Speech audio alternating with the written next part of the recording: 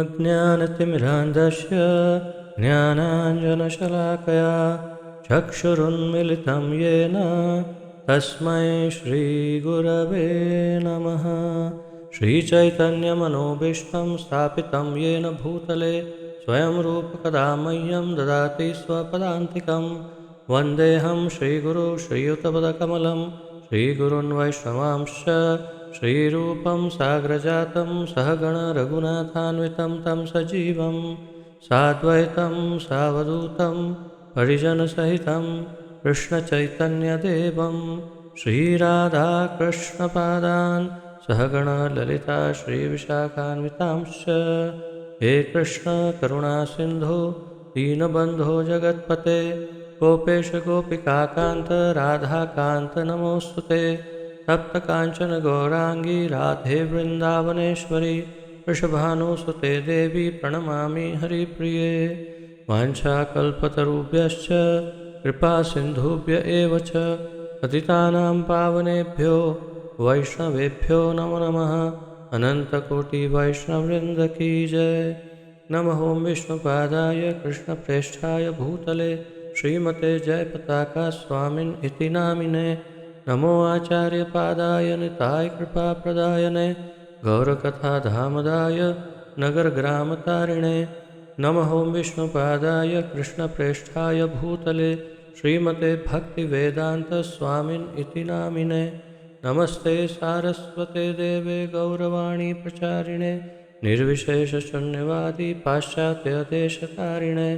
जय श्री कृष्ण चैतन्य प्रभु नित्यानंद श्री अद्वैत गदाधर श्रीवासादि गौर भक्तवृंद।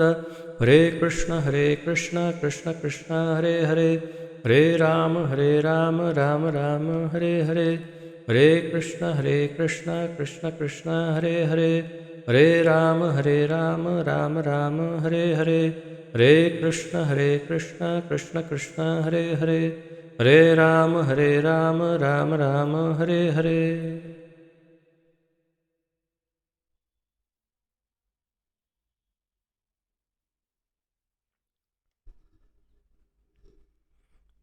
बहुत स्वागत है आप सबका आज के इस ज्ञान यज्ञ में, जिसके अंतर्गत हम अत्यंत महत्वपूर्ण ग्रंथ श्रीमद् भगवद गीता यथारूप का अध्ययन कर रहे हैं, जिसका आलेखन हमारे इस्कॉन के संस्थापक आचार्य श्रीमद् अभय चरणारविंद भक्तिवेदांत स्वामी श्रील प्रभुपाद जी ने किया है। श्रील प्रभुपाद की जय।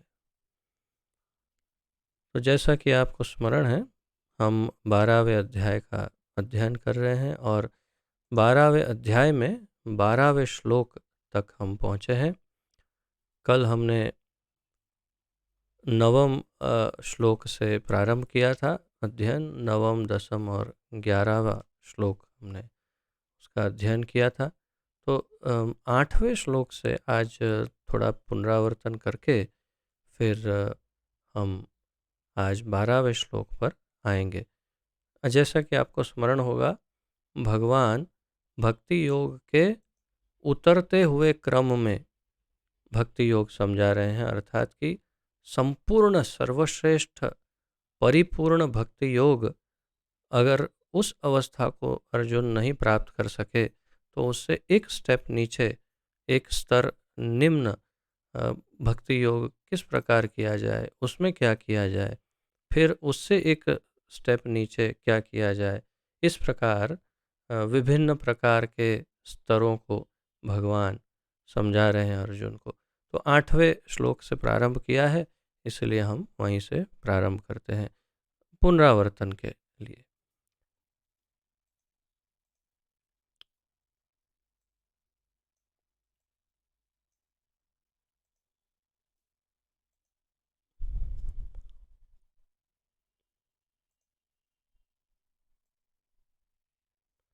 तो 8वें श्लोक में भगवान कहते हैं, मुझ भगवान में अपने चित्त को स्थिर करो और अपनी सारी बुद्धि मुझ में लगाओ। इस प्रकार तुम निस्संदेह मुझ में सदैव वास करोगे। तत्पश्चात 9वें श्लोक में कहते हैं, हे अर्जुन, हे धनंजय, यदि तुम अपने चित्त को अविचल भाव से मुझ पर स्थिर नहीं कर सकते तो तुम भक्ति योग के विधि विधानों का पालन करो। इस प्रकार तुम मुझे प्राप्त करने की चाह या इच्छा उत्पन्न करो। अर्थात कि यदि संपूर्ण रूप से हम हृदय में कृष्ण को नहीं बिठा सकते तो वैधि भक्ति द्वारा हमें ये करना चाहिए। तत्पश्चात 10वें श्लोक में भगवान कहते हैं कि अगर ये भी नहीं हो सके तो यदि तुम भक्ति योग के विधि विधानों का भी अभ्यास नहीं कर सकते तो मेरे लिए कर्म करने का प्रयत्न करो, क्योंकि मेरे लिए कर्म करने से तुम पूर्ण अवस्था यानी सिद्धि को प्राप्त हो सकोगे या होगे। अर्थात कि भगवान ने फिर ये कहा कि यदि तुम वैधि भक्ति भी नहीं कर सकते तो मेरे लिए कार्य करो। और फिर 11वें श्लोक में कहते हैं कि किंतु यदि तुम मेरे इस भावनामृत में कर्म करने में भी अगर असमर्थ हो तो तुम अपने कर्म से अपने कर्म के समस्त फलों को त्याग कर कर्म करने का तथा आत्मस्थित होने का प्रयत्न करो। यानी कर्म फल त्याग, भगवान अब उसे कर्म फल त्याग करने का रास्ता दिखा रहे हैं। और अब अंतिम 12वें श्लोक में भगवान उसे कहेंगे कि अब ये भी अगर नहीं हो सकता तो फिर आगे क्या करना चाहिए। तो ये अंतिम स्टेप है। जैसे मैंने कल आपको वो चुटकुले के साथ उदाहरण दिया था, जोक के साथ, कि एक आदमी ज्योतिषी के पास जाता है और फिर अंत में कहता है तेरे पास कुछ भी नहीं है, 1 रुपया भी नहीं, तो तेरा क्या बिगाड़ लेगा। तो उस अवस्था तक ये 12वें श्लोक में पहुंच जाते हैं कि अब कम से कम तो तुम्हें इतना करना होगा, इससे अधिक तो फिर और कोई दूसरा इसके बाद कोई और पर्यायी यानी ऑप्शन नहीं है। तो आइए इसका उच्चारण करते हैं 12वें श्लोक का और फिर अध्ययन करते हैं।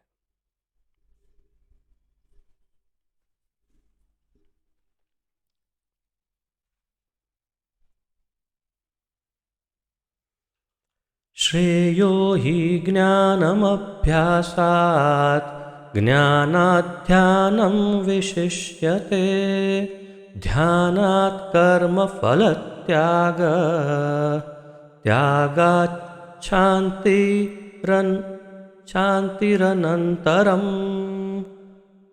श्रेयो हि ज्ञानमभ्यासात् ज्ञानाध्यानं विशिष्यते ध्यानात् कर्मफलत्यागः त्यागात् शान्तिम् अनन्तरम्।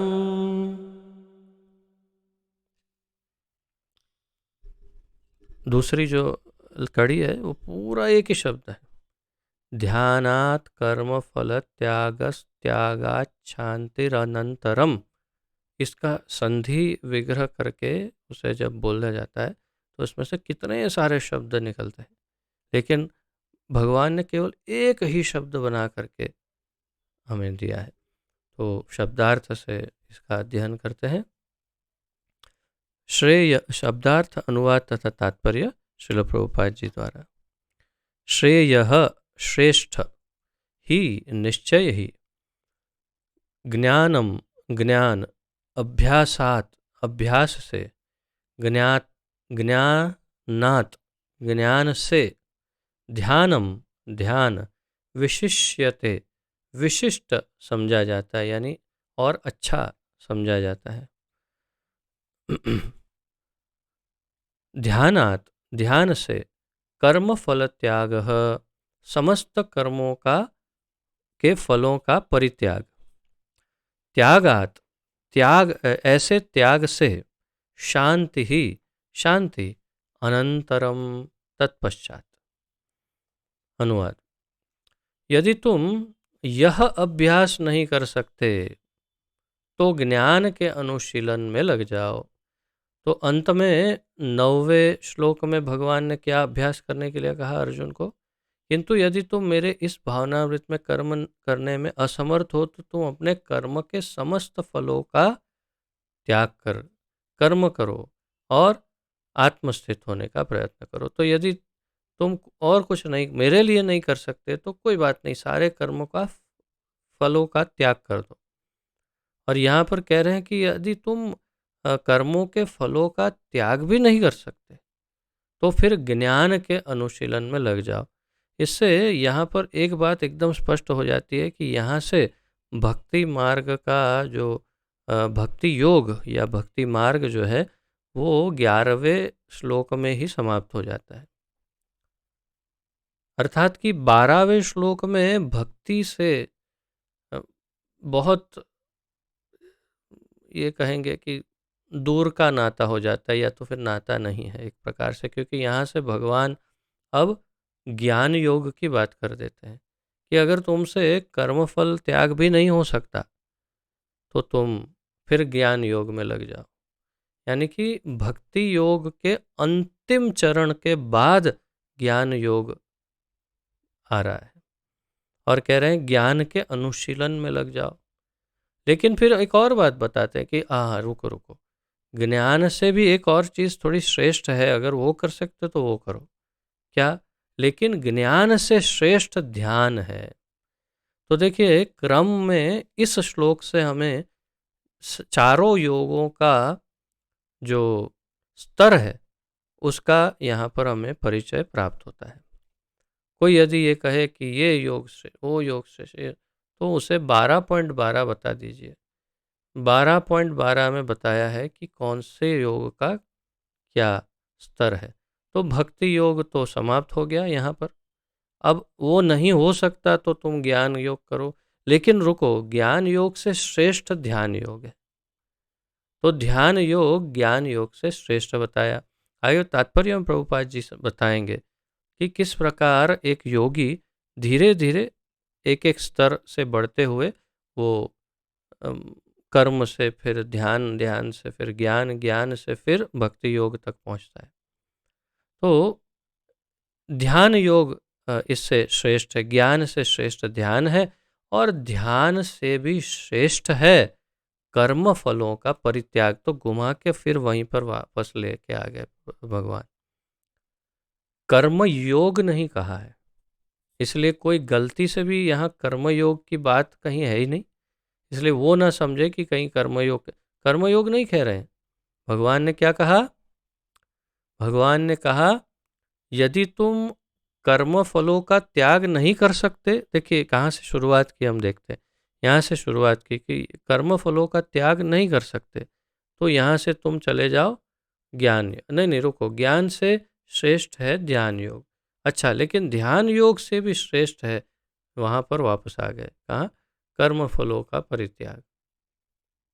तो घुमा करके बीच में थोड़ा ज्ञान और ध्यान में ऐसे ऐसे गोल घुमा कर वापस लेकर आ गए कि नहीं नहीं, देखो ये यही करो तो ज़्यादा अच्छा है, कर्म फलों का परित्याग। क्योंकि ऐसे त्याग से मनुष्य को मनः शांति प्राप्त हो सकती है। यानी कि जब वो कर्म फलों का परित्याग कर देता है तो वो उसको उस चैन से, शांति से सो सकता है। मनः शांति, मन में शांति हो जाती है और वो फिर भक्ति योग में धीरे धीरे क्रम अनुसार आगे बढ़ भी सकता है। तो यदि भक्ति योग ना हो तो तुम ध्यान योग करो, और ये वो भी ना हो तो ज्ञान योग करो। कहना ये चाहते हैं क्रम अनुसार देखेंगे तो भले ज्ञान की बात पहले कही लेकिन उससे श्रेष्ठ ध्यान को बताया। तो ये हमें ध्यान में रखना चाहिए। अब तात्पर्य में देखते हैं प्रभुपाद जी किस प्रकार समझाते हैं। जैसा कि पिछले श्लोक में बताया गया है, भक्ति के दो प्रकार हैं, विधि विधानों से पूर्ण तथा भगवत प्रेम की आसक्ति से पूर्ण। तो ये प्रभुपाद जी वास्तव में 8वें श्लोक की बात कर रहे हैं, 8वें या 9वें श्लोक की। तो जिसमें कह रहे हैं कि दो प्रकार भक्ति के बताए। एक जो विधि विधान, 9वां श्लोक, विधि विधानों से पूर्ण तथा भगवत प्रेम की आसक्ति से पूर्ण। तो जो भगवत प्रेम की आसक्ति से पूर्ण योग नहीं हो सकता, भक्ति योग, शुद्ध भक्ति योग, तो विधि विधानों से पूर्ण भक्ति योग करो, भगवान ने कहा। तो इसलिए प्रभुपाद जी 9वें श्लोक का अनुसंधान लेते हुए यहाँ कह रहे हैं कि विधि विधानों से पूर्ण तथा भगवत प्रेम की आसक्ति से पूर्ण, ये दो भक्ति के प्रकार भगवान ने बताए। किंतु जो लोग कृष्ण भावनामृत के नियमों का पालन नहीं कर सकते, विधि विधान भी नहीं कर सकते, उनके लिए ज्ञान का अनुशीलन करना श्रेष्ठ है। प्रभुपाद जी कह रहे हैं वो ज्ञान योग करेगा तो अच्छा है। क्यों? समझा रहे हैं प्रभुपाद जी, क्योंकि ज्ञान से मनुष्य अपनी वास्तविक स्थिति को समझने में समर्थ होता है। तो ज्ञान योग से कम उसे ये पता चल जाएगा, जैसे हम भाई जब भक्ति वृक्ष में हम क्या करते हैं, पहले ही प्रथम सप्ताह से यदि प्रारंभ करें तो 20 सप्ताह तक हम सब सदस्यों को, सभ्यों को ये समझाते हैं कि तुम ये शरीर नहीं हो, तुम जीवात्मा हो। जीवात्मा को कौन है, उसका भगवान के साथ क्या संबंध है, ये सब हम स्थापित करते। फिर 20वें सप्ताह से भगवत गीता का अध्ययन आरंभ होता है भक्ति वृक्ष में। और आप जानते हैं, तो हम मूल रूप में देखें तो ज्ञान देते हैं उनको, भक्ति नहीं देते हैं। नाम है भक्ति वृक्ष, लेकिन भक्ति वृक्ष के प्रारंभ में हम भक्ति नहीं, उनको भगवान के नाम का महात्म्य समझाते हैं, संकीर्तन करवाते हैं, नाम जप करवाते हैं, परंतु उससे ये नहीं कह सकते कि उनको भक्ति मिल गई। भक्ति योग में जोड़ दिया, लेकिन भक्ति मिल गई नहीं कह सकते। मिल क्या गया? ज्ञान मिल गया। उनको ज्ञान मिल जाता है कि हाँ तुम जीवात्मा हो, ये शरीर नहीं हो, इत्यादि। तो हम उन्हें पहले ज्ञान योग से जोड़ते हैं, फिर धीरे धीरे तो उसी से तो उसे पता चल जाएगा कि मैं ये शरीर नहीं हूँ, मैं जीवात्मा हूँ, मैं तो ये शरीर, ये ज्ञान ही नहीं था उसे। तो इसीलिए प्रभुपाद जी कह रहे हैं कि ज्ञान योग उस संदर्भ में, उस दृष्टिकोण से ज़्यादा अच्छा है। और फिर आगे बताते हैं, यही ज्ञान क्रमशः ध्यान तक पहुँचाने वाला है, और ये ज्ञान ही धीरे धीरे उन्हें ध्यान तक पहुँचाता है। तो प्रभुपाद जी भी वही कह रहे हैं कि ज्ञान के पश्चात ध्यान का नंबर, अर्थात कि ध्यान योग ऊपर है, श्रेष्ठ है। और ध्यान से क्रमशः परमेश्वर को समझा जा सकता है। तो ध्यान योग मूलतः किसके लिए है? हृदय में बैठे हुए परमात्मा पर ध्यान लगाने को ही ध्यान योग कहते हैं। ये आप में से अधिकतर, कम से कम दीक्षित भक्त, सीनियर भक्त तो सब जानते हैं कि ध्यान में मूलतः हृदय में बैठे हुए परमात्मा पर ध्यान लगाना होता है, और उसे प्राप्त करता है एक साधक। तो वो कहाँ से शुरुआत हुई? उसकी ज्ञान से। उसे पहले ज्ञान मिला कि हृदय में परमात्मा भी है और आत्मा है, और वो मैं हूँ, मैं ही आत्मा हूँ, और साथ में एक और है जो परमात्मा है, जो मैं नहीं हूँ। मैं परमात्मा नहीं हूँ, परमात्मा भी है मेरे साथ। अर्थात इस हृदय, इस शरीर के हृदय में दो जन रहते हैं, एक जीवात्मा और एक परमात्मा। समाने वृक्षे पुरुषौ निमग्नौ, श्वेताश्वतर उपनिषद। तो अनेक उपनिषदों, पुराणों, भगवत गीता आदि से हमें पता चलता है कि हृदय में दो रहते हैं, जीवात्मा, परमात्मा। ये ज्ञान उसे ज्ञान योग से मिला। ध्यान से ये ज्ञान नहीं मिलेगा, लेकिन इस ज्ञान को प्राप्त करके फिर वो ध्यान करके परमात्मा पर ध्यान कर सकता है और प्राप्त कर सकता है। फिर क्या होता है? प्रभुपाद जी यहाँ तक ले आए, फिर कहते हैं ऐसी भी विधियां हैं जिनसे मनुष्य अपने आप को परब्रह्म मान बैठता है। अब ध्यान में वो हो सकता है थोड़ा ज्ञान कम ज़्यादा हो गया हो, कहीं पर गड़बड़ हो जाए, तो वो भ्रमित हो सकता है और अपने आप को परब्रह्म मान सकता है, वो अपने आप को सर्वेश्वर ईश्वर मान सकता है, ऐसा भ्रम हो सकता है। तो इसलिए प्रभुपाद जी कह रहे हैं कि ऐसी भी विद्या है जिससे मनुष्य अपने आप को परब्रह्म मान बैठता है। और यदि कोई भक्ति करने में असमर्थ है तो ऐसा ध्यान भी अच्छा है। और ये भी कह रहे हैं लेकिन कि अगर वो मान रहा है तो कोई बात नहीं, मानता है परब्रह्म मान लेता है, ये मानता है, चलो कोई बात नहीं। लेकिन अगर भक्ति योग नहीं कर पाता है तब तो फिर यही श्रेष्ठ है, फिर तो उसे ऐसा ध्यान योग भी करना चाहिए, भगवान कह रहे हैं, प्रभुपाद जी कह रहे हैं। यदि कोई इस प्रकार से ध्यान नहीं कर सकता तो वैदिक साहित्य में ब्राह्मणों, क्षत्रियों, वैश्यों तथा शूद्रों के लिए कतिपय कर्तव्यों का आदेश है, जिसे हम भगवत गीता के अंतिम अध्याय में देखेंगे। प्रभुपाद जी ने एक स्टेप और जोड़ दिया, भगवान ने जो जोड़ा उससे भी आगे। भगवान ने पहले ज्ञान दिखाया, फिर कहा उससे श्रेष्ठ ध्यान है, और फिर घुमा के वापस लेके आ गए कर्मफल त्याग। प्रभुपाद जी ने उससे एक स्टेप और आगे दिखा दिया। उन्होंने कहा वर्णाश्रम धर्म। वर्णाश्रम की बात कर रहे हैं प्रभुपाद जी यहाँ पर, और कह रहे हैं कि ब्राह्मणों, क्षत्रियों, वैश्यों तथा शूद्रों के लिए कुछ कर्तव्य है जिसका पालन किया जा सकता है, और वो करने से भी क्या होता है वो आगे बताएंगे अभी प्रभुपाद जी। लेकिन कह रहे हैं कि इसका अध्ययन हम 18वें अध्याय में करेंगे। लेकिन प्रत्येक दशा में मनुष्य को अपने कर्म फल का त्याग करना होगा।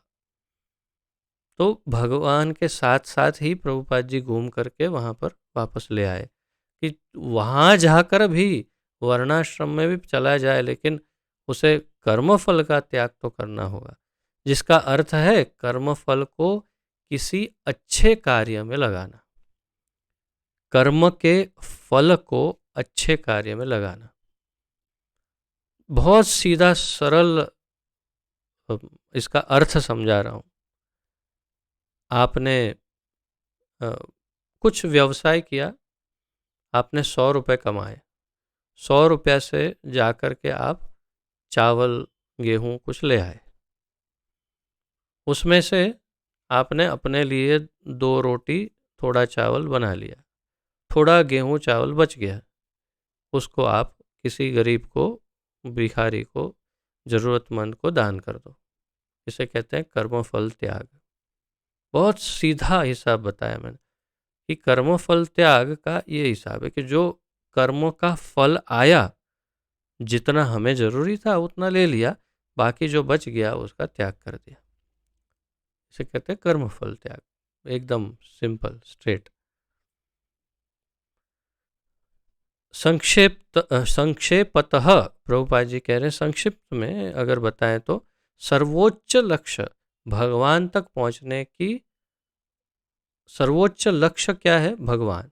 उन तक पहुंचने की 2 विधियां हैं। तो सर्वोच्च लक्ष्य कृष्ण है, भगवान है, उन तक पहुंचने की 2 विधियां, 2 मार्ग है। एक विधि है क्रमिक विकास की और दूसरी प्रत्यक्ष विधि है। अब ये आपकी नोट्स में बहुत ही आवश्यक है। 2 विधियां हैं भगवान तक पहुंचने की। एक विधि, प्रथम विधि कौन सी है? क्रमिक विकास की। क्रमिक विकास अर्थात धीरे धीरे एक के बाद एक आगे बढ़ेंगे। कैसे?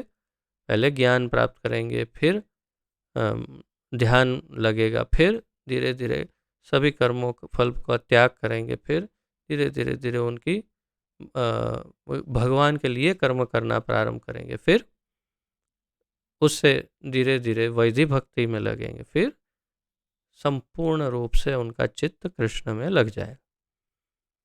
ये हम भगवत गीता के अनुसार विधि के स्टेप बता रहे।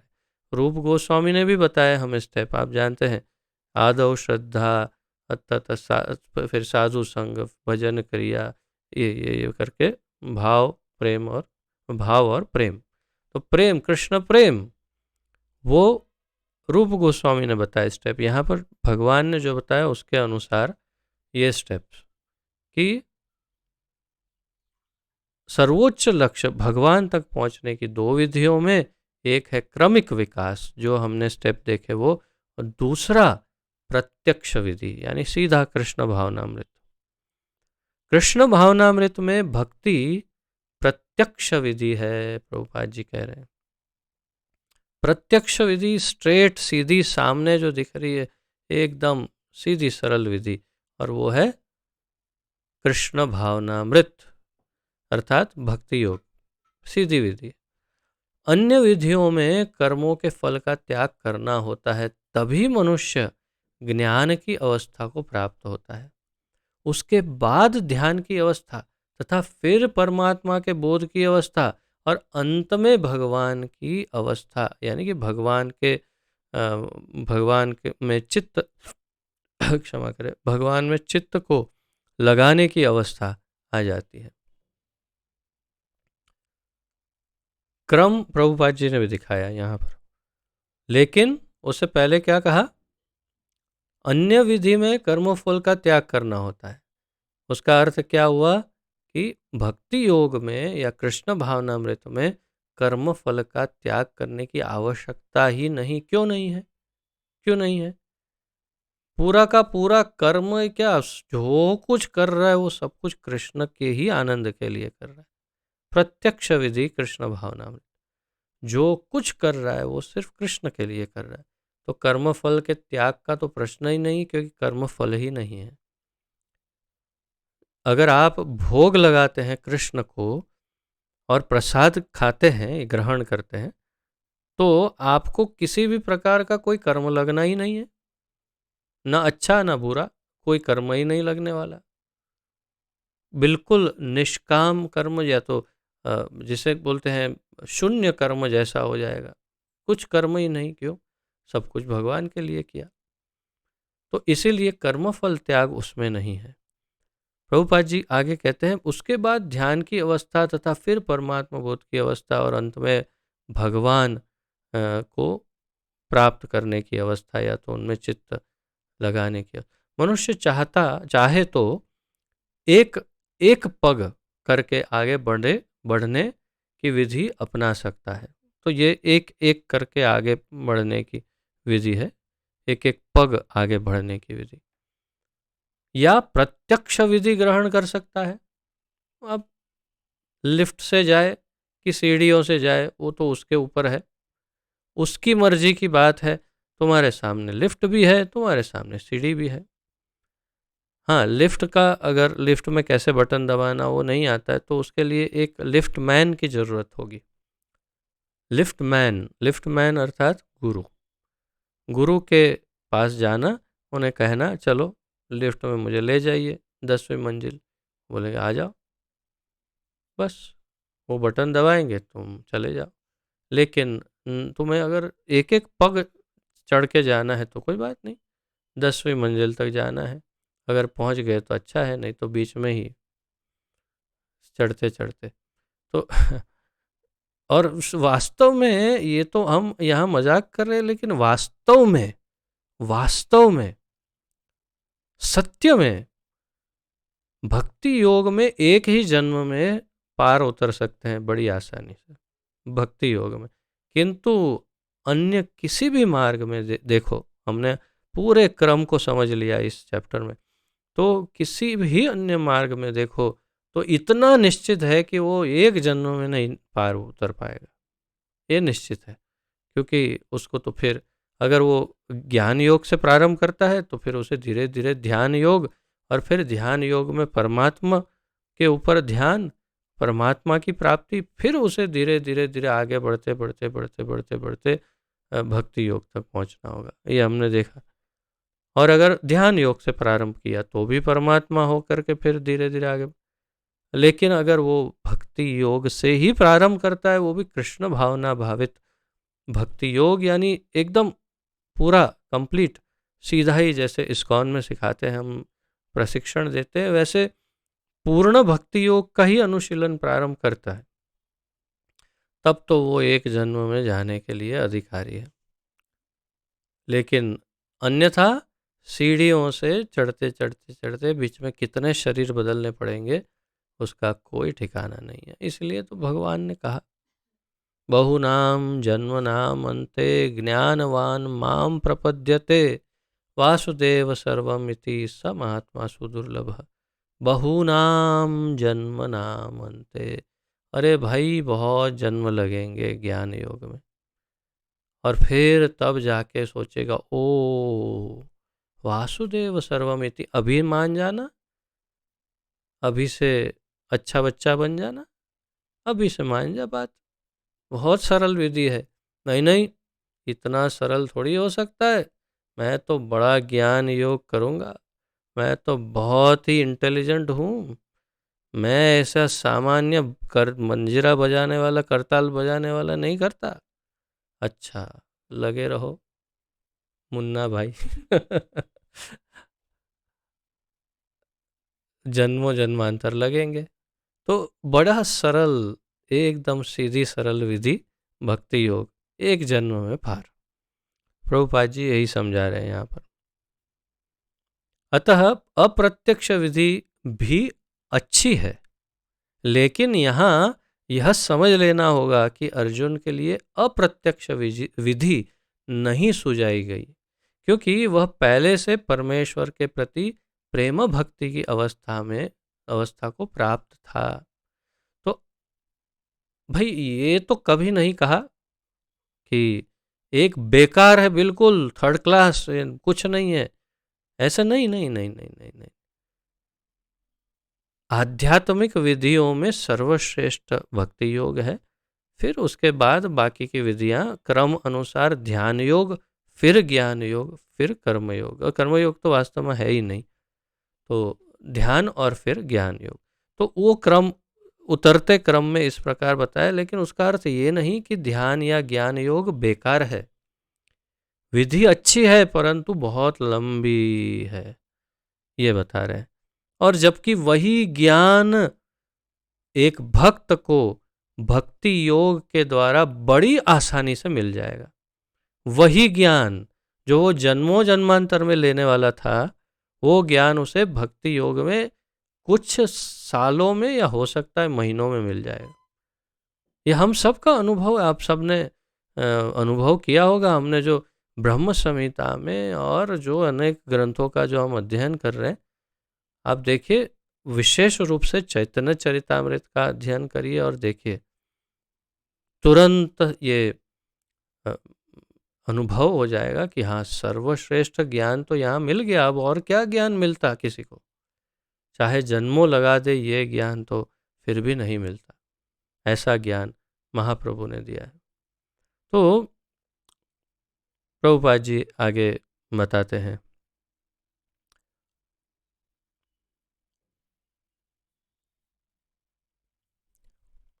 यह तो उन लोगों के लिए है जो इस अवस्था को प्राप्त नहीं है, यानी कि ज्ञान योग ध्यान योग ये सब उनके लिए बता रहे हैं भगवान, जो इस अवस्था में को प्राप्त नहीं है। उनके लिए तो त्याग, ज्ञान, ध्यान तथा परमात्मा एवं ब्रह्म की अनुभूति की क्रमिक विधि ही पालनीय है। इतना स्पष्ट बताया, ये लाइन बहुत महत्वपूर्ण है, ये वाक्य बहुत महत्वपूर्ण है। प्रभुपाद जी कह रहे हैं उन लोगों के लिए जो भक्ति योग में नहीं लग सकते, उनके लिए जो इस अवस्था को प्राप्त नहीं कर सकते, उनके लिए त्याग, ज्ञान, ध्यान तथा परमात्मा एवं ब्रह्म की अनुभूति की क्रमिक विधि ही पालनीय है। सबसे पहले अगर हम क्रम तो आप जानते हैं, तो आगे बढ़ते हैं, लेकिन जहाँ तक भगवत गीता का संबंध है उसमें तो प्रत्यक्ष विधि पर ही बल है। अगर पूरी भगवत गीता कोई बुद्धिमान व्यक्ति सीखेगा, समझेगा, बुद्धिमान होना चाहिए, हाँ, अगर कोई बुद्धिमान व्यक्ति भगवत गीता समझने का प्रयत्न करता है तो समझ जाएगा कि ये तो प्रत्यक्ष विधि पर ही पूरा बल दिया है भगवत गीता में। अर्थात कौन सी है प्रत्यक्ष विधि?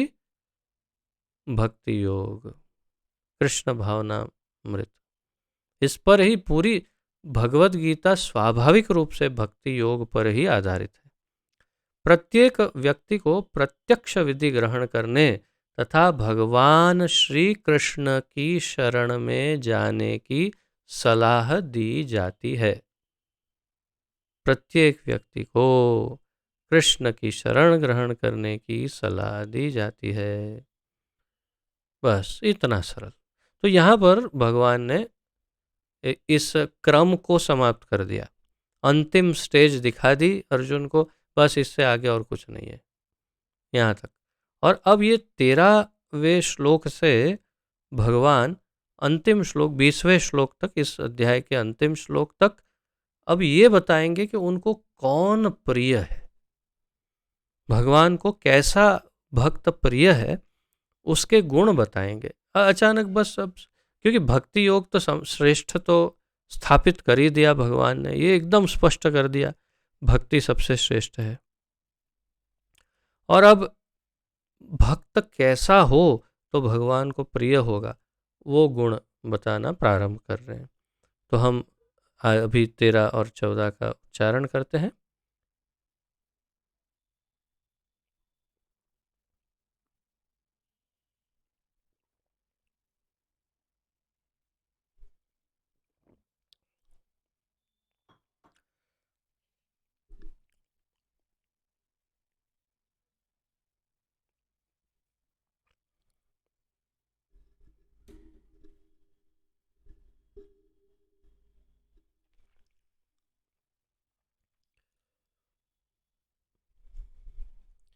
अद्वेष्टा सर्वभूतानां मैत्रः करुण एव च निर्ममो निरहङ्कारः समदुःख सुख क्षमी सन्तुष्टः सततं योगी यतात्मा दृढनिश्चयः मय्यर्पितमनो बुद्धिर्यो मद्भक्तः स मे प्रियः। अद्वेष्टा सर्वभूतानां मैत्रः करुण एव च निर्ममो निरहङ्कारः समदुःखः सुखक्षमी सन्तुष्टः सततं योगी यतात्मा दृढनिश्चयः मय्यर्पितमनो बुद्धिर्यो मद्भक्तः स मे प्रियः। आने वाले सभी श्लोकों में ये लगभग रिपीट ही होगा, एक या दूसरे प्रकार से। मद भक्त स में प्रिय, या तो स में प्रिय, यानी वो ऐसा भक्त मुझे प्रिय है।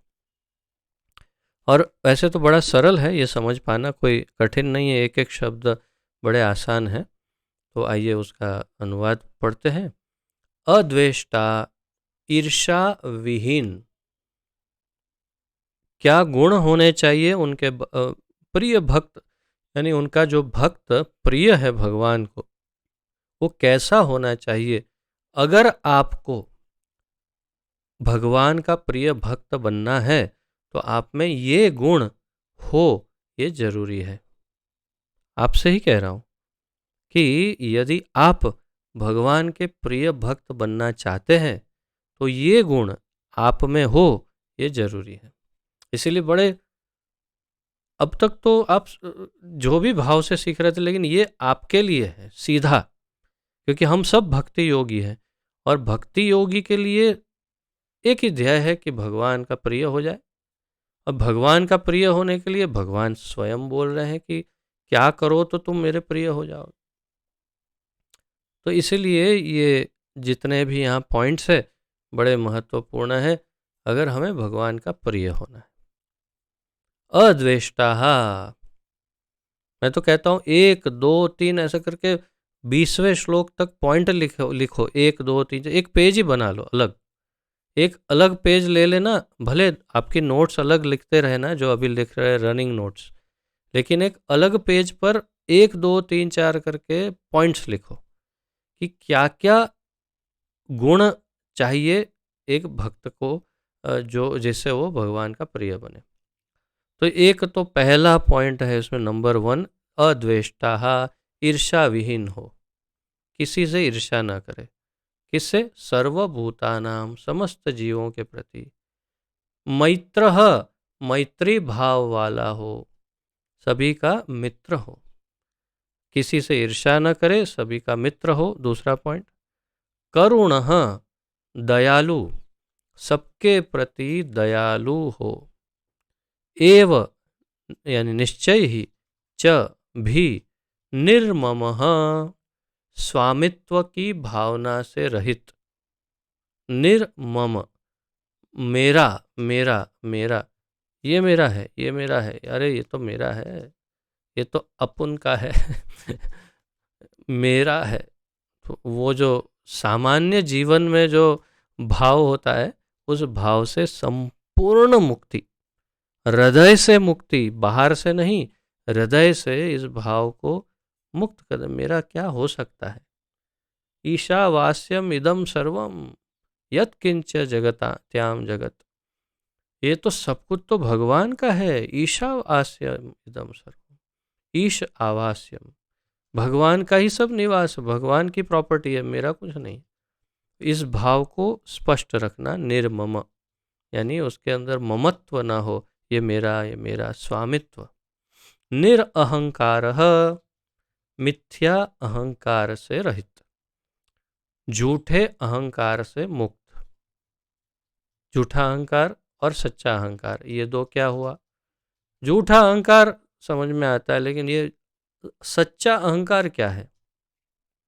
प्रभुपाद जी समझाते हैं, झूठा अहंकार यानी मैं ये शरीर हूँ, ये मेरा है, ये मेरा है, ये मेरा। और सच्चा अहंकार, मैं भगवान का नित्य दास हूँ और मैं भगवान की सेवा के ही लिए हूँ। ये है सच्चा अहंकार।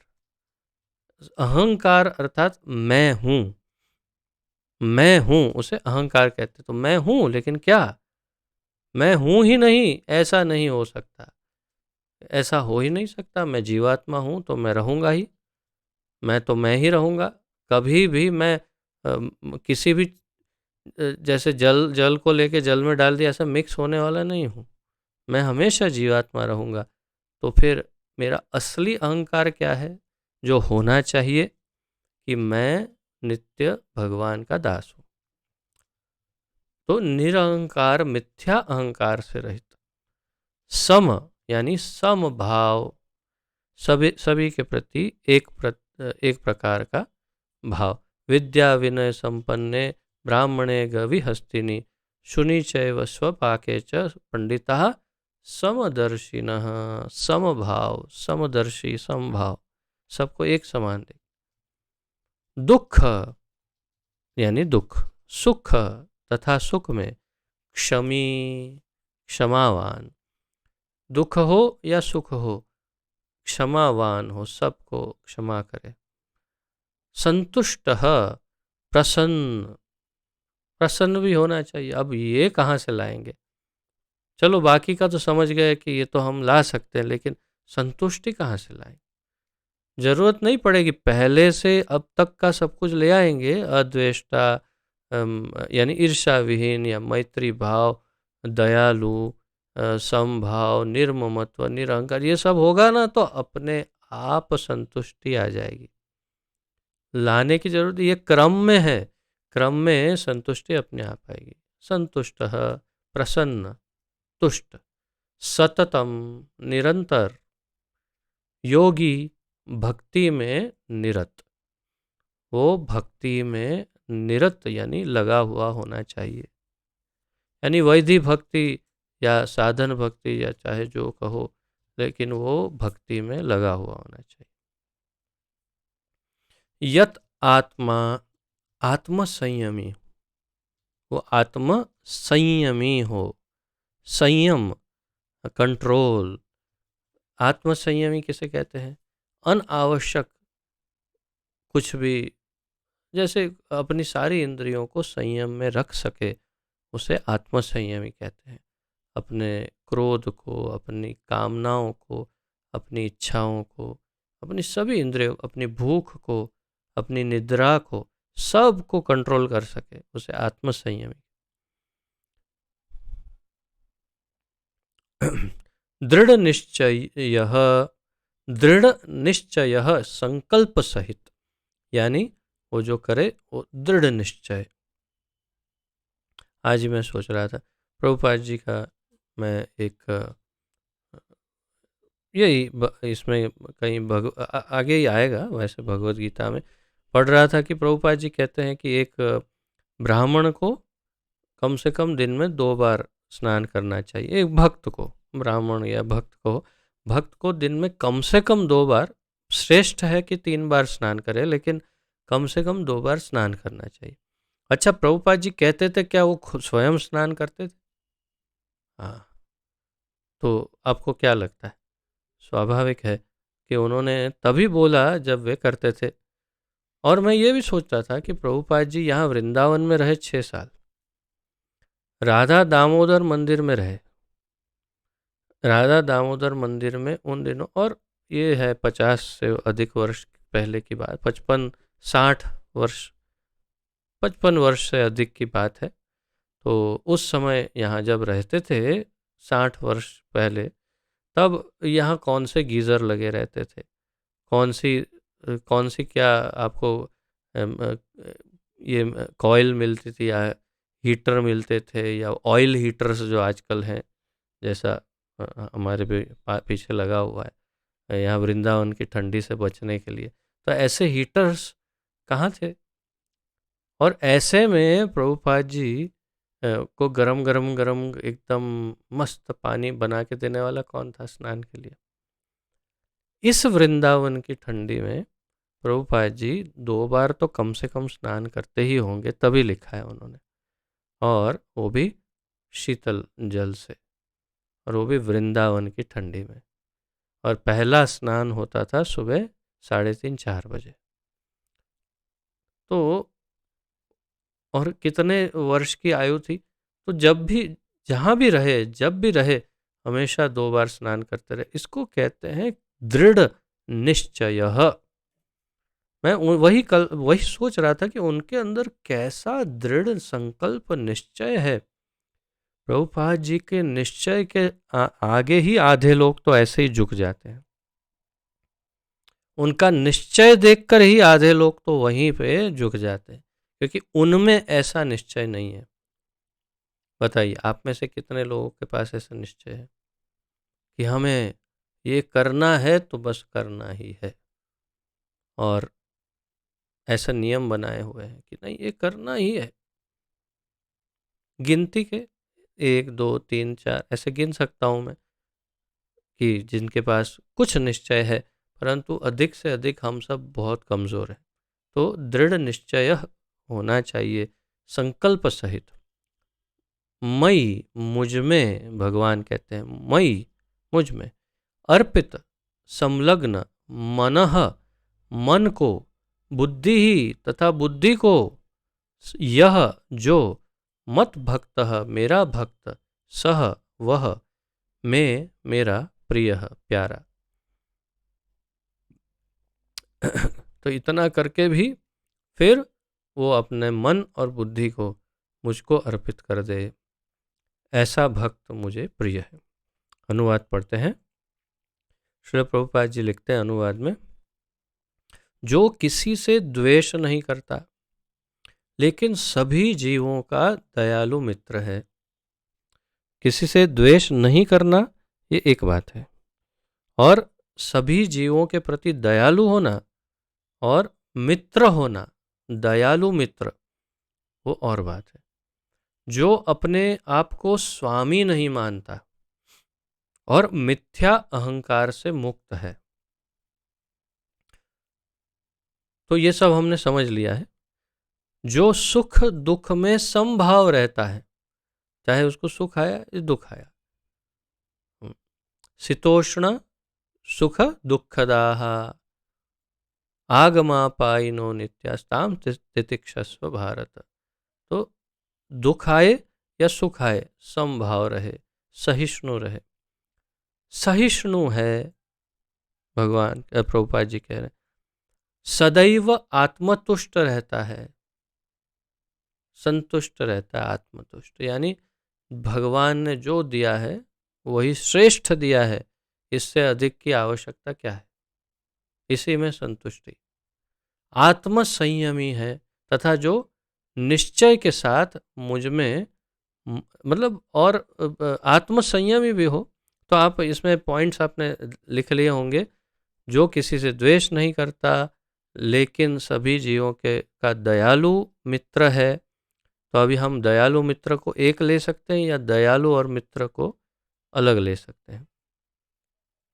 जो अपने आप को स्वामी नहीं मानता और मिथ्या अहंकार से मुक्त है, जो सुख और दुख में संभाव है, सहिष्णु है, सदैव आत्मतुष्ट रहता है, आत्म संयमी है, तथा जो निश्चय के साथ मुझ में मन तथा बुद्धि को स्थिर करके भक्ति में लगा रहता है, ऐसा भक्त मुझे अत्यंत प्रिय। 10 पॉइंट हो गए मेरे अनुसार, 10 पॉइंट है।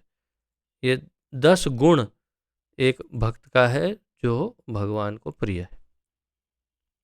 तो जो निश्चय के साथ मुझ में मन तथा बुद्धि को स्थिर करके भक्ति में लगा रहता है, ऐसा भक्त मुझे अत्यंत प्रिय है।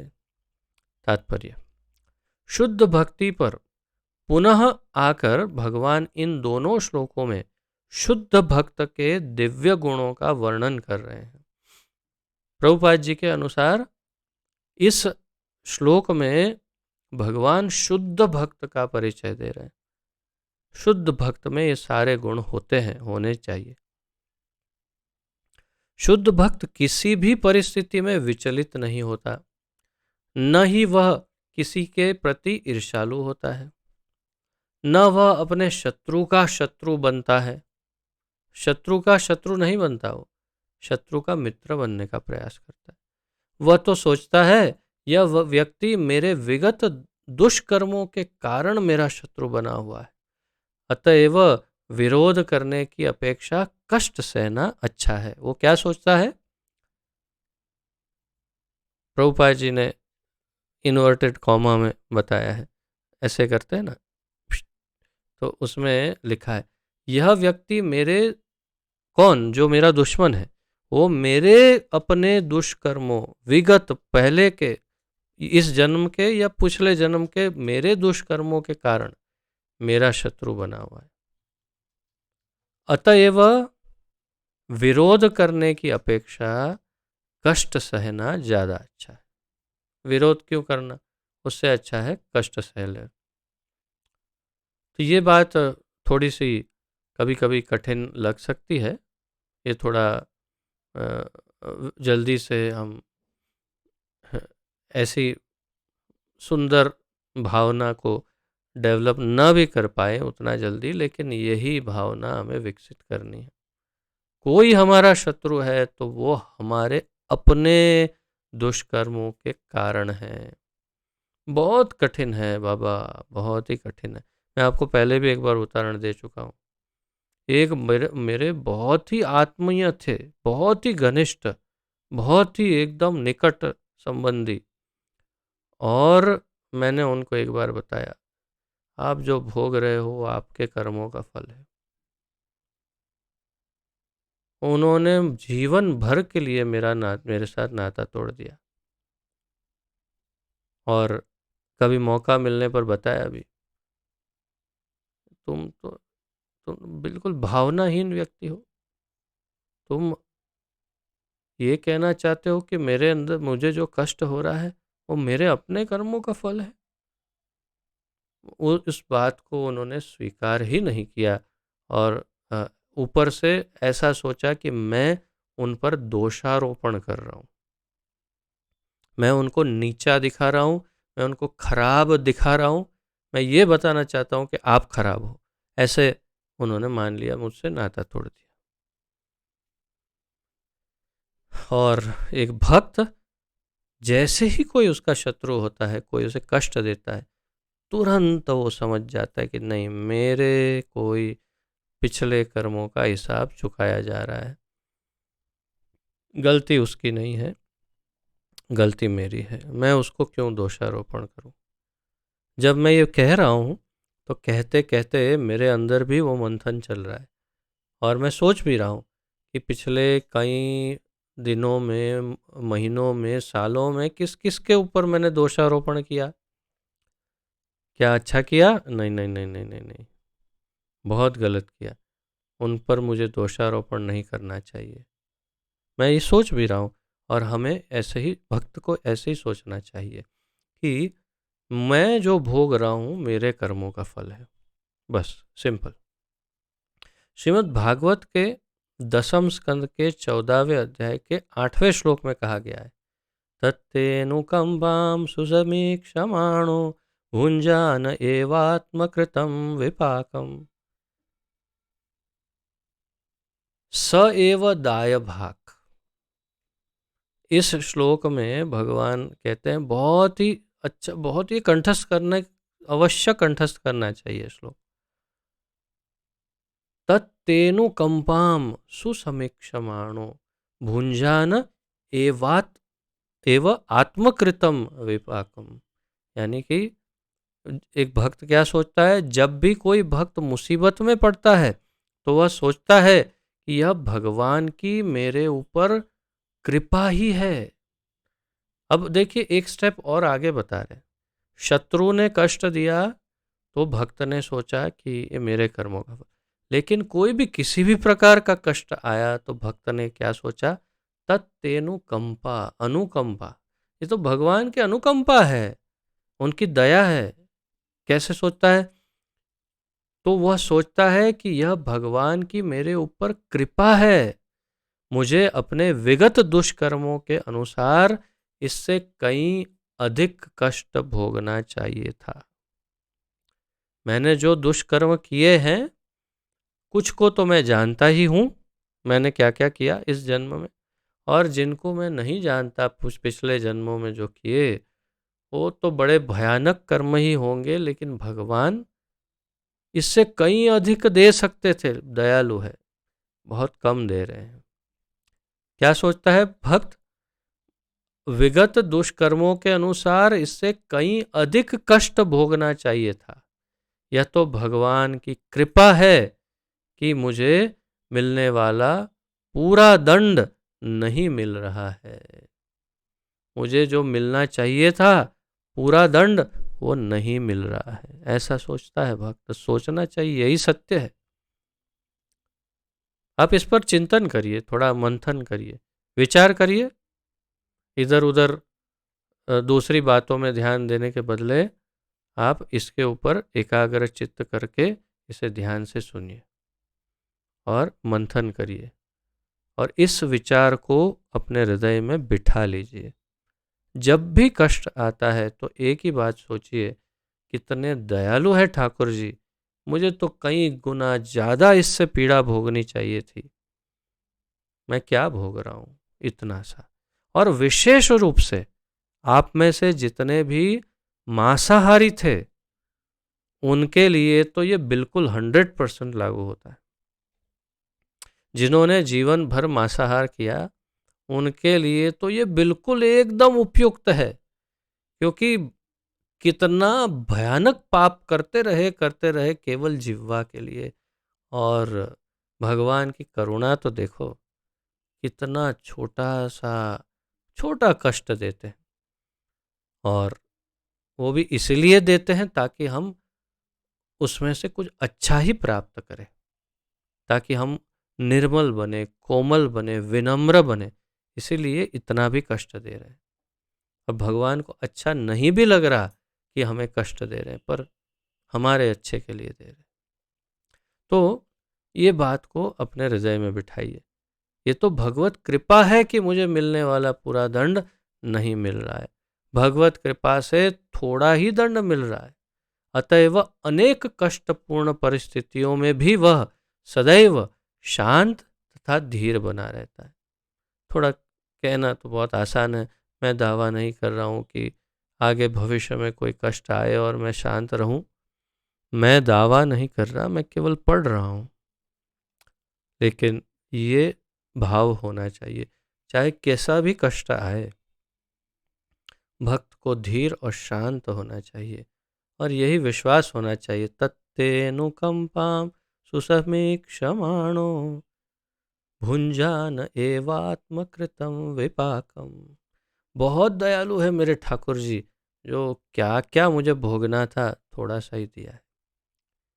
भक्त सदैव प्रत्येक प्राणी पर, यहाँ तक कि अपने शत्रु पर भी दयालु होता है। भक्त सदैव शत्रु तक सभी पर दयालु होता है। निर्मम, प्रभुपाद जी कहते हैं निर्मम का अर्थ है यह है कि भक्त शारीरिक कष्टों को प्रधानता नहीं प्रदान करता।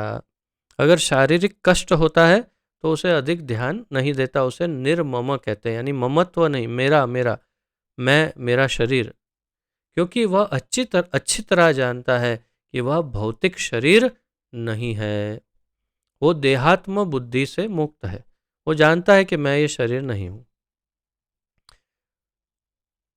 वह अपने आप को शरीर नहीं मानता, अतएव वह मिथ्या अहंकार के बोध से मुक्त रहता है। अपने आप को शरीर नहीं मानता, इसलिए मिथ्या अहंकार, मैं ये हूँ, मैं वो हूँ, मेरा मेरा नाम, मेरा मेरा धन, मेरी प्रतिष्ठा, मेरा मेरा मेरा, उससे मुक्त रहता है और सुख तथा दुख में समभाव रहता है। कई बार परीक्षा तब ये हो जाती है, सुख में जैसे ही सुख आया तो यस यस, मजा आ गया, आनंद आनंद आ गया, ऐसा गोल गोल होता है, ऐसा उछलता है और ऐसा हवा में उड़ता है, आनंद सुख मिला। और दुख है तो अरे नहीं, बचाओ कोई बचाओ, अरे कोई बचाओ, दुखी दुखी हो के एकदम रोने धोने लगता है, सबके पैर पड़ता है, अरे कोई बचा लो कोई बचा लो। जबकि भक्त चाहे अत्यंत सुख आए चाहे अत्यंत दुख आए, समभाव रहता है, सौम्य रहता है, बिल्कुल शांत रहता है। ये नहीं कि हंसता ही नहीं है और ये नहीं कि रोता ही नहीं है, वो रो भी लेता है, लेकिन ये नहीं कि अरे रोते ही जा रहा है।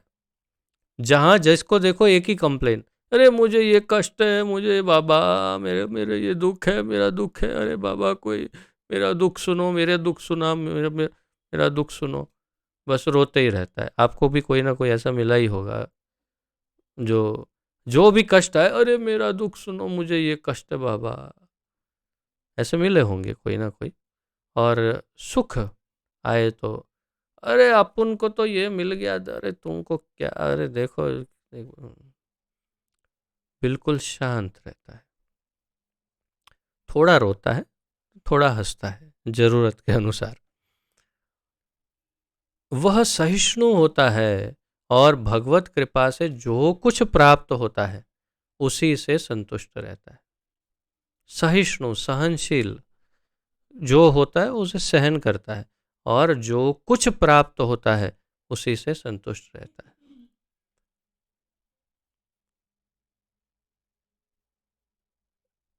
एक आज मैं छत पर गया हुआ था धूप में और वहाँ पर अध्ययन कर रहा था भगवत गीता का। तो या वृंदावन में आप जानते हैं सब जगह कोई ना कोई भागवत कथा कीर्तन ये कुछ कुछ चलता ही रहता है। तो एक जगह पर भजन बज रहा था, जय विधि राखे राम तेई विधि रहिए, जैसे आपको राम रखते हैं वैसे रहिए। ये है भक्त का भाव। जैसा भक्त को भगवान रखते हैं वो वैसा ही रहता है और उसमें प्रसन्न रहता है। ये नहीं अरे भाई भगवान रखा है क्या करे, मजबूर है, रहना ही पड़ेगा ना भाई, कोई दूसरा रास्ता थोड़ी है। ऐसा नहीं, कंप्लेन के साथ नहीं, आनंद पूर्वक उसी में रहता है वो कि हाँ संतुष्ट हूँ मैं, भगवान ने ऐसे ही रखा है और भगवान चाहते हैं यही श्रेष्ठ है। मैं अभी आपको मैंने मैसेज किया था, वो जो आप में से मैनेजमेंट ग्रुप में है उनको पता है कि मैं रोज़ सुबह अभी आजकल टीचर्स ट्रेनिंग कोर्स कर रहा हूँ। तो उसमें हमें एक उदाहरण बताया था, बस उन्होंने लिखा है, वो उसके मैनुअल में लिखा है एक उदाहरण, कि एक ब्राह्मण को प्रभुपाद जी मिले कहीं पर, और उस ब्राह्मण को बड़ी थोड़ी अवस्था उसकी ऐसी थी। प्रभुपाद जी ने कहा कि मैं तुम्हें थोड़ा धन दे देता हूँ, आप तुम, तो उसने कहा नहीं नहीं नहीं नहीं, मुझे धन नहीं चाहिए। धन क्यों चाहिए, क्या करूँगा धन का मैं? तो प्रभुपाद जी ने कहा अरे तुम्हारी दशा थोड़ी सी ऐसी है। तो नहीं नहीं नहीं नहीं, मेरी दशा खराब नहीं है, मेरी दशा एकदम अच्छी है, मैं मुझे कोई कष्ट नहीं। ठीक है। तो प्रभुपाद जी ने कहा ऐसा करो, थोड़ा अनाज कुछ दे देता हूँ, चावल भी। नहीं नहीं नहीं नहीं नहीं, क्यों चाहिए चावल, ये वो मुझे क्या करना है? तो प्रभुपाद जी ने कहा तुम्हें 2 टाइम खाना मिलेगा, थोड़ा कपड़ा, कुछ चावल। तो अरे नहीं नहीं नहीं नहीं, भगवान बहुत ही दयालु है, पर्याप्त मात्रा में देते हैं। इस शरीर को चलने के लिए जितना चाहिए उतना दे देते हैं, उससे अधिक लेकर मैं क्या करूँगा? इसलिए मुझे और कुछ नहीं चाहिए, मुझे कुछ चाहिए नहीं, मुझे भगवान ने जितना चाहिए उतना दिया है। प्रभुपाद जी बताते हैं ये उदाहरण है, ऐसे होना चाहिए भक्त को। भक्त सदैव जो मिला है उतने में संतुष्ट होकर सहन करते हुए रहे, ऐसा होना चाहिए, सहिष्णु। तो प्रभुपाद जी कह रहे हैं, और भगवत कृपा से जो कुछ प्राप्त होता है उसी से संतुष्ट रहता है। वह ऐसी वस्तु को प्राप्त करने का प्रयास नहीं करता जो कठिनाई से मिले। कई वस्तुएं ऐसी है जो हमें सरलता से नहीं मिलती या नहीं मिलने वाली, और फिर आप भौतिक संसार में देखिए, अधिक से अधिक लोग ऐसी ही वस्तु को प्राप्त करने के पीछे गधे से भी बदतर मेहनत कर रहे हैं, जो उनको नहीं मिलने वाली या तो बहुत कठिनाई से मिलेगी, और फिर मिलने के बाद वो 2-4 दिन के बाद उससे ऊब जाएंगे, छोड़ेंगे और दूसरी वस्तु के पीछे पड़ जाएंगे। ये हाल है। मैं कुछ साल पहले पढ़ रहा था, एक बार अखबार में कहीं पर या तो कहीं पर पढ़ा मैंने, कि आईफोन अगर आप जानते हैं, तो जैसे हमारा मोबाइल फ़ोन है एंड्रॉयड है, ऐसे एप्पल कंपनी का आता है आईफोन। आईफोन थोड़ा महंगा, थोड़ा नहीं काफ़ी महंगा होता है, 50, 60, 70, 80 हज़ार, 1 लाख, 1.5 लाख ऐसे फ़ोन होता है। तो एक आईफोन का नया मॉडल लॉन्च होने वाला था, और विदेश में जहाँ पर लॉन्च होने वाला था, तो सब लोग आतुर थे उसे प्राप्त करने के लिए, जो धनवान लोग थे। तो 2 दिन पहले दुकान के बाहर लाइन लगा करके लोग खड़े हो गए। 2 दिन पहले से लाइन लगा करके, क्या क्या आप कल्पना कर सकते हैं किस किस अवस्था की कामनाओं से ग्रसित हैं ये, और वो भी एक ऐसे मोबाइल फ़ोन के लिए। और फिर क्या हुआ, 6 महीने में नया मॉडल आ गया। फिर क्या हुआ, उसकी वैल्यू कोई इसके सामने भी नहीं देखेगा। तात्पर्य यह है कि ऐसे प्रयत्न कोई भक्त कभी नहीं करता, कभी नहीं करता। ये हमें ध्यान रखना है। और प्रभुपाद जी आगे बताते हैं, अतएव वह सदैव प्रसन्न चित्त रहता है। क्यों नहीं रहेगा? जब ऐसे कोई प्रयत्न नहीं करेगा तो स्वाभाविक रूप से सदैव प्रसन्न चित्त ही रहेगा। तो प्रसन्न चित्त सदैव कैसे रहा जाए, उसका फॉर्मूला यहाँ पर है। वह पूर्ण योगी होता है क्योंकि वह अपने गुरु के आदेशों पर अटल रहता है। प्रभुपाद जी कह रहे वह पूर्ण योगी भी होता है, क्यों? क्योंकि गुरु के आदेशों पे अटल रहता है, और चूंकि उसकी इंद्रियां वश में रहती है, अतः वह दृढ़ निश्चयी होता है। और उसकी इंद्रियां भी वश में रहती है, और इसलिए दृढ़ निश्चयी होता है। निश्चय करता है, पार करता है, यानी प्राप्त करता है भक्ति को। भक्ति की बात है। वह झूठे तर्कों से विचलित नहीं होता। कोई तर्क वितर्क कर रहा हो तो उसमें झूठे तर्क कोई कर रहा हो तो उससे विचलित नहीं होता, क्योंकि कोई उसे भक्ति के दृढ़ संकल्प से हटा नहीं सकता। उसके पास पर्याप्त ज्ञान होता है भगवान के विषय में, इसलिए कोई उसे भक्ति से हटा नहीं सकता, वो दृढ़ संकल्पी होता है। आप एक एक पर मंथन करिए, मैं तो कहता हूँ एक एक लाइन पर एक एक दिन मंथन करने जैसा है। एक एक लाइन पर, एक एक वाक्य पर एक एक दिन हम चिंतन कर सकते हैं। इतनी गहराई है इसमें, इतना महत्वपूर्ण है। प्रभुपाद जी कहते हैं आगे, वह पूर्णतया अवगत रहता है कि कृष्ण उसके शाश्वत प्रभु हैं, अतएव कोई भी उसे विचलित नहीं कर सकता। उसे पूर्ण विश्वास है कृष्ण मेरे प्रभु है और कोई विचलित नहीं। इन समस्त गुणों के फलस्वरूप वह अपने मन तथा बुद्धि को पूर्णतया परमेश्वर पर स्थित करने में समर्थ होता है। इन गुणों के फलस्वरूप, ये सारे जो गुण हैं उसके फल क्या प्राप्त होगा? 10 गुण जो बताए उसका फल ये प्राप्त होगा कि अपने मन तथा बुद्धि को पूर्णतया, पूरी तरह से मन और बुद्धि को परमेश्वर में स्थिर करने में समर्थ होता है। भक्ति का ऐसा आदर्श अत्यंत दुर्लभ है, प्रभुपाद जी कह रहे हैं। आप समझ पा रहे हैं क्या कह रहे हैं प्रभुपाद जी? भक्ति का ऐसा आदर्श, यानी कि ये सारे के सारे गुण एक व्यक्ति में हो, ये अत्यंत दुर्लभ है। कठिन है ऐसा व्यक्ति मिलना कि जिसमें ये सारे गुण एक साथ हो। लेकिन भक्त भक्ति के विधि विधानों का पालन करते हुए उसी अवस्था में स्थित रहता है, और फिर भगवान कहते हैं कि ऐसा भक्त उन्हें अति प्रिय है।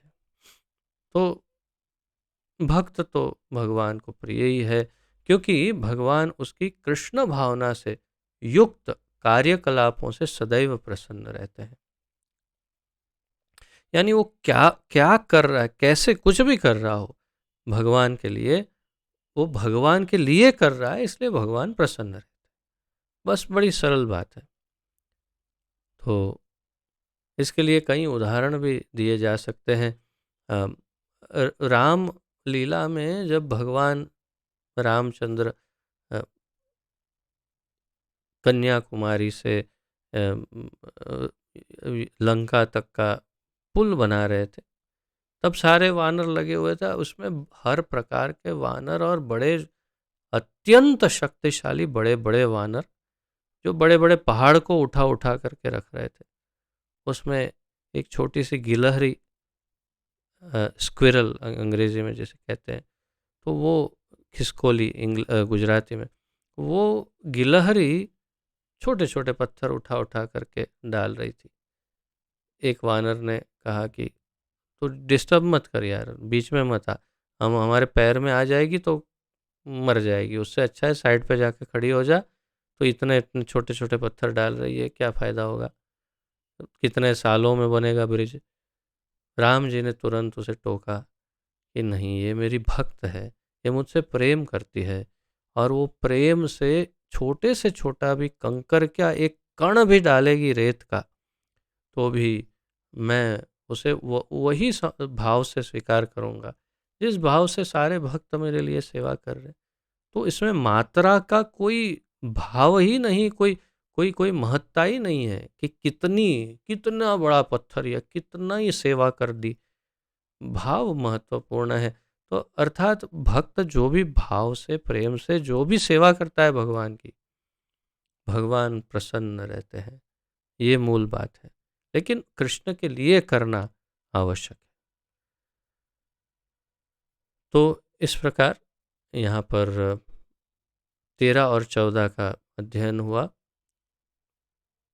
एक और ले लेते हैं, 15वां छोटा है, हाँ अत्यंत छोटा है, तो 15वां भी ले लेते हैं।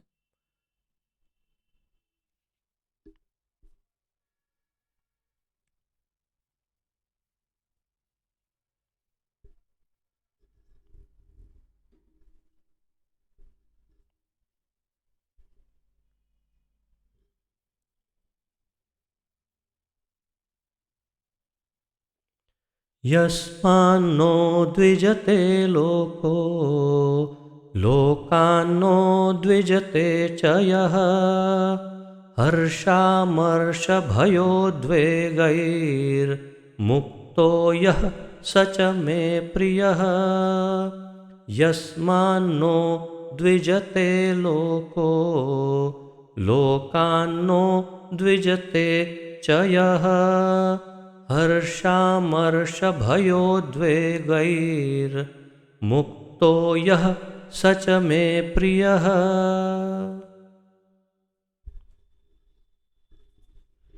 शब्दार्थ। यस्मात् जिससे, न कभी नहीं, उद्विजते उद्विग्न होते हैं। उद्विग्न ये शब्द हिंदी में है। उद्विग्न, उद्विजते यानी व्यथित हो जाना। लोकः लोग, लोकात लोगों से, न कभी नहीं, उद्विजते विचलित होते हैं, च भी यह जो, हर्ष सुख, अमर्ष दुख, भय भय, उद्वेगैहि तथा चिंता से, मुक्तः मुक्त, यह जो, सह वह, च भी, में मेरा, प्रियः प्रिय। अनुवाद। जिससे किसी को कष्ट नहीं पहुंचता तथा जो अन्य किसी के द्वारा विचलित नहीं किया जाता, जो सुख दुख में, भय तथा चिंता में समभाव रहता है, वह मुझे अत्यंत प्रिय है। भगवान कह रहे हैं जिससे किसी को कष्ट नहीं पहुंचता। अब इस वाक्य को मैं तो ये निवेदन करूंगा कि आप 1008 बार बोले। निवेदन करूंगा कि कभी समय निकाल करके जप हो जाए, उसके बाद 1008 बार तो कम से कम बोले, जिससे किसी को कष्ट नहीं पहुंचता, जिससे किसी को कष्ट नहीं पहुंचता। जिससे यानी कि अपनी बात कर रहे हैं कि क्या मुझसे किसी को कष्ट पहुंचता है। ये प्रश्न पूछने की मैं बात कर रहा हूं। अपने आप को पूछो, क्या मुझसे किसी को कष्ट पहुंचता है। जिससे किसी को कष्ट नहीं पहुंचता, वो भगवान का अत्यंत प्रिय है। तो मुझसे किसी को कष्ट नहीं पहुंचना चाहिए और अन्य किसी के द्वारा विचलित भी नहीं किया जाता। कोई मुझे कष्ट पहुंचाता है तो भी मैं व्यथित नहीं होता। यानी जो कष्ट मिलता है वो तो मिल रहा है, लेकिन उससे उस पर अरे ये देखो मेरे पीछे पड़ गया, अरे देखो मेरे कितना कष्ट पहुंचा रहा है, ये है वो है, ऐसा नहीं होता। वो विचलित नहीं होता। जो सुख दुख में, भय तथा चिंता में समभाव रहता है, चाहे उसको दुख मिले या सुख मिले, भय हो या चिंता हो, सभी में समभाव, एक समान भाव, वह मुझे अत्यंत प्रिय है। भगवान कह रहे हैं। तात्पर्य। इस श्लोक में भक्त के कुछ अन्य गुणों का वर्णन हुआ है। तो गुणों का अगर हम एडिशन करें 10 के बाद, तो किससे, जिससे किसी को कष्ट नहीं पहुंचता 11, 12 अन्य किसी के द्वारा विचलित नहीं किया जाता, 13 सुख दुख में तथा भय चिंता में समभाव रहता है। तो आप उसको 14 ले सकते हैं या 14, 15, 16 ऐसे, लेकिन 14 ले लीजिए एक में ही। तो इस श्लोक में भक्त के कुछ अन्य गुण का वर्णन है। ऐसे भक्त द्वारा कोई व्यक्ति कष्ट, चिंता, भय या असंतोष को प्राप्त नहीं होता। ऐसे भक्त द्वारा कोई व्यक्ति, कोई दूसरा व्यक्ति भक्त के द्वारा कष्ट, चिंता, भय या असंतोष को प्राप्त नहीं होता। इस वाक्य को 1008 बार बोलो, उसको छोड़ दो, इसको बोलो 1008 बार। क्या भक्त के द्वारा कोई व्यक्ति को कष्ट, चिंता, भय या असंतोष प्राप्त नहीं होता। फिर पूछो अपने आप को, क्या मेरे द्वारा किसी को भी कष्ट, किसी को भी चिंता, किसी को भी मेरे प्रति भय मुझसे लगता है? मैं जानता हूँ मुझसे बहुत लोग डरते हैं। क्यों डरते हैं मुझे समझ में नहीं आता। नहीं नहीं, मुझ में ही प्रॉब्लम होगा, वो तो निश्चित है। और क्या करूँ मैं उसके लिए, पता नहीं। अच्छा है मूछें नहीं रखता, अगर मूछें रखता तो और क्या होता पता नहीं। बहुत शौक था मुझे पहले मूछ रखने का। मेरे पुराने फ़ोटो में अभी भी मूछ है।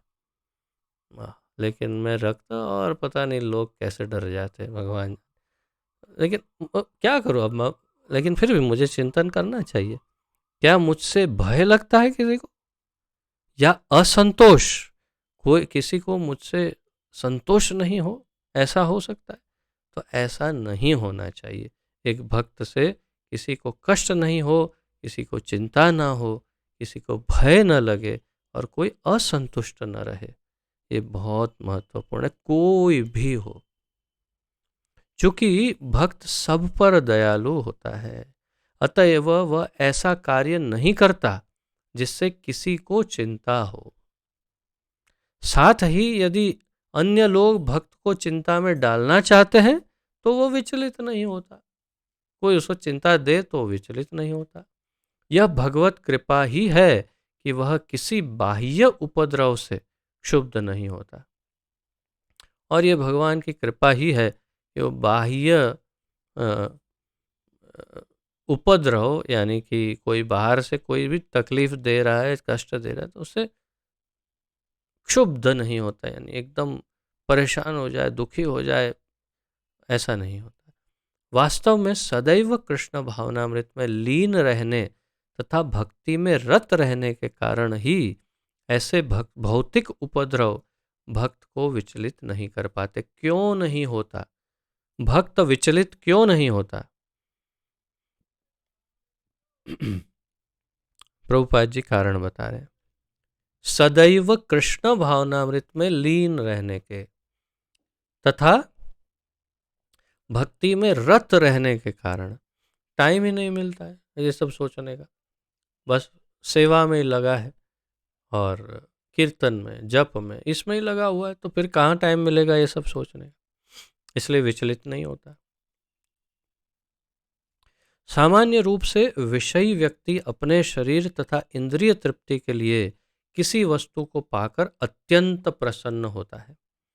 लेकिन जब वह देखता है कि अन्यों के पास इंद्रिय तृप्ति के लिए ऐसी वस्तु है जो उसके पास नहीं है, तो वह दुख तथा ईर्ष्या से पूर्ण हो जाता है।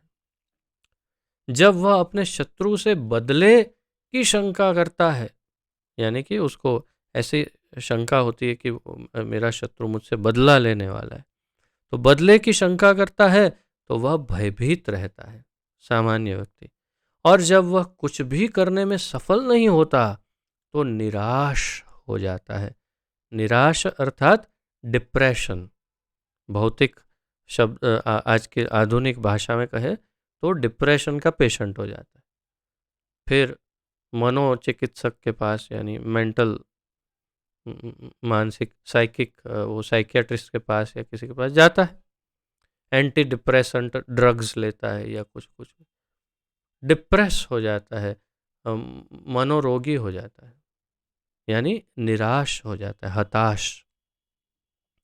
ऐसा भक्त जो इन समस्त उपद्रवों से परे होता है, कृष्ण को अत्यंत प्रिय होता है।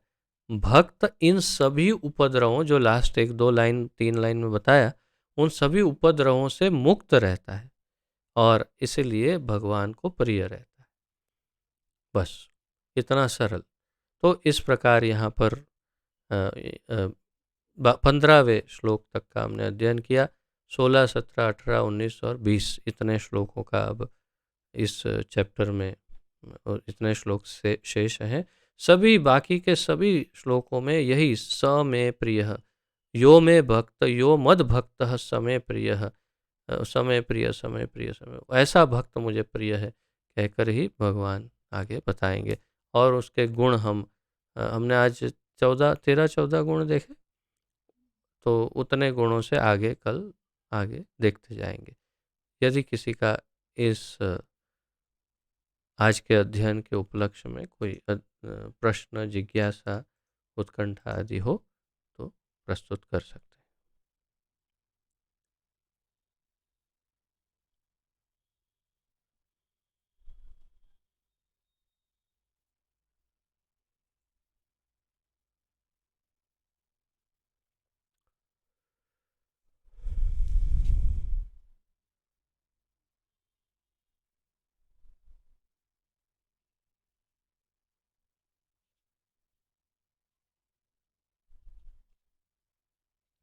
ठीक है, कोई प्रश्न ना हो तो यहाँ विराम लेते हैं। पतित पावन जगत गुरु श्रील प्रभुपाद की जय। पतित पावन गुरुदेव की जय। निताय गौर प्रेमानंदे। हरि हरि बोल। आप सबका बहुत बहुत धन्यवाद तथा आप सबको दंडवत प्रणाम। हरे कृष्णा।